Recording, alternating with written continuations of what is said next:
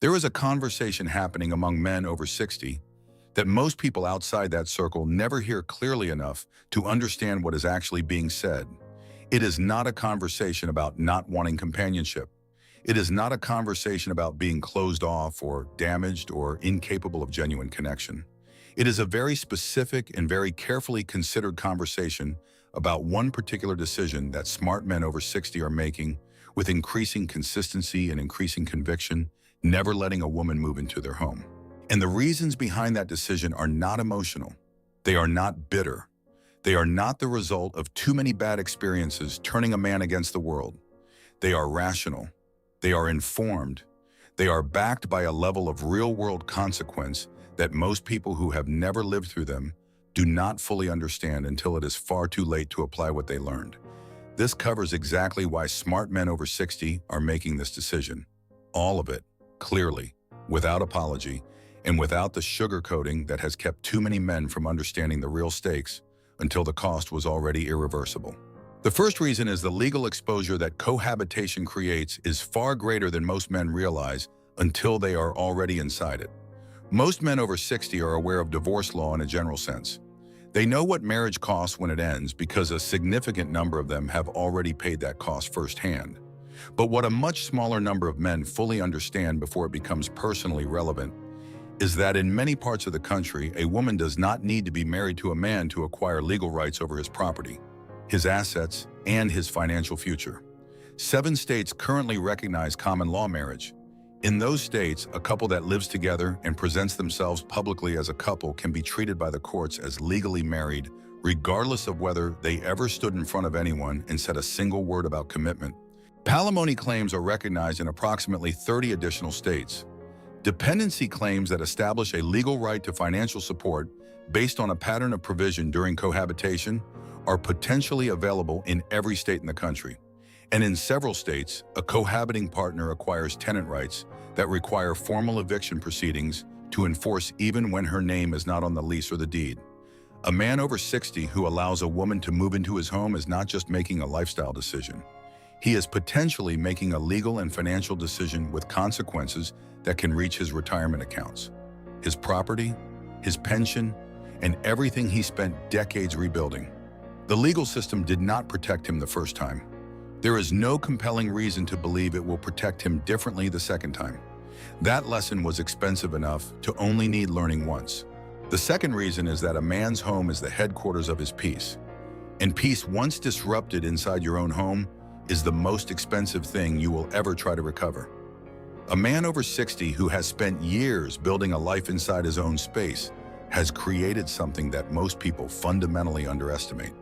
Not just a physical environment, but a carefully calibrated ecosystem of silence, routine, independence, and personal sovereignty that took years to build, and that functions as the foundation of everything else that makes his life genuinely his own. The temperature is his, the schedule is his, the silence belongs to him. The refrigerator contains exactly what he chose to put in it. The morning begins exactly as he designed it, without negotiation or adjustment or the management of another person's preferences before he has had his first cup of coffee. And the moment another person moves into that space, all of it becomes subject to negotiation in ways that start subtly and escalate consistently. The small adjustments come first. The routine shifts slightly to accommodate someone else's rhythm. The silence gets interrupted by someone else's schedule. The space that felt entirely his begins to feel shared in ways that were never explicitly agreed upon, but that happen anyway because that is what shared space does, regardless of the intentions of the people inside it. And recovering that original configuration once it has been disrupted inside your own home is almost never possible without ending the relationship entirely.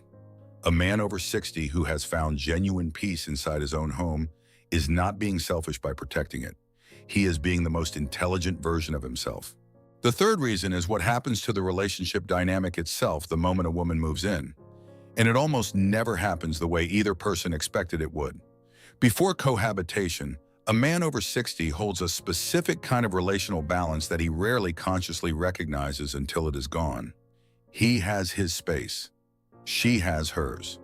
The relationship exists in the territory between those two spaces, and both people enter it voluntarily and leave it voluntarily. That voluntary quality gives the dynamic an equality and a naturalness that feels sustainable and genuinely mutual because it is. Both people are choosing to be present every single time they are present. Neither person is trapped by logistics or obligation or the complexity of shared habitation. But the moment a woman moves into a man's home, that voluntary quality changes in ways that are both immediate and almost impossible to reverse. She is now inside his space full-time. Her presence is no longer a choice she makes each time. Her departure is no longer simple. And the man who felt like an equal partner in his own relationship before she moved in frequently discovers that he feels like something closer to a landlord, a provider, and a permanent accommodator inside his own home after she does. That shift in dynamic is not anyone's fault. It is simply what cohabitation produces. And smart men over 60 understand that protecting the voluntary quality of the relationship by keeping separate spaces is not a failure of commitment. It is the most intelligent way to preserve the dynamic that made the relationship worth having in the first place. The fourth reason is the financial dynamic that develops inside a shared household, regardless of how clearly both people understood their individual financial boundaries before the move happened. This is the reason that catches the most men off guard, because it almost never arrives in the form they were expecting. It does not usually begin with demands or pressure or obvious financial overreach.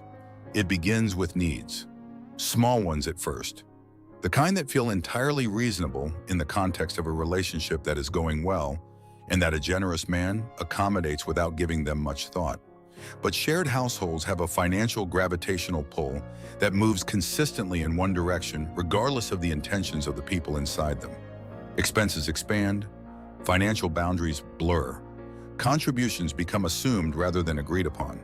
The man who was accommodating small needs in the early months finds himself 12 months later inside a financial arrangement that nobody explicitly agreed to, but that has become the operating assumption of the relationship in ways that are both difficult to discuss and difficult to reverse. A man over 60 who has rebuilt his finances after a previous relationship, who has a home and a retirement and assets that represent decades of work, is not in a position to allow that gravitational pull to operate unchecked inside his own space. The financial protection that keeping a separate household provides is not a romantic gesture. It is the most important financial boundary he can maintain at this stage of his life.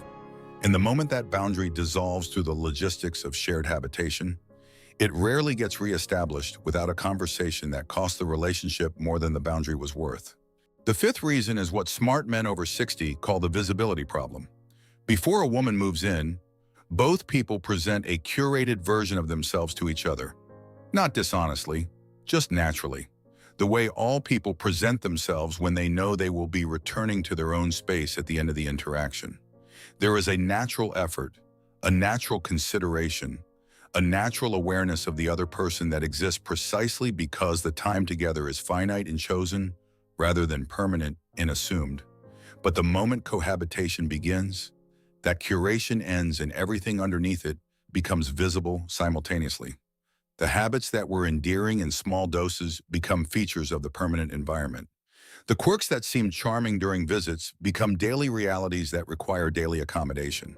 And the version of herself she presented during the relationship before moving in the version he chose begins to give way to the full, unedited version that only emerges when there is nowhere else to go and no reason to maintain the presentation. Smart men over 60 have lived long enough to know that the full, unedited version of a person is the only version that actually matters. And they have also lived long enough to know that discovering that version inside your own home, after she has already moved in, is a fundamentally different and far more expensive experience than discovering it over time, while both people still have the option of returning to their own separate spaces. The sixth reason is the one that ties everything together, and that smart men over 60 understand more clearly than anyone who has not lived through the specific combination of experiences that produces this clarity. At this stage of life, a man's home is not just a physical asset. It is not just a space he owns and maintains and has the right to control. It is the physical manifestation of everything he survived, everything he rebuilt, Everything he protected and everything he chose for himself after the years when he was choosing for everyone else. It is the one place on earth where everything is exactly as he decided it should be without compromise, without negotiation, and without the management of another person's needs competing with his own. Every piece of furniture is where he put it. Every routine runs as he designed it. Every morning begins on his terms, and every evening ends on his schedule. And allowing another person to move into that space is not just a lifestyle decision or relationship milestone. It is a decision to share the most protected and the most carefully built space in his entire life with someone who has not yet demonstrated over sufficient time and with sufficient consistency that she deserves that level of access to everything it represents. Smart men over 60 understand this, and they protect it accordingly.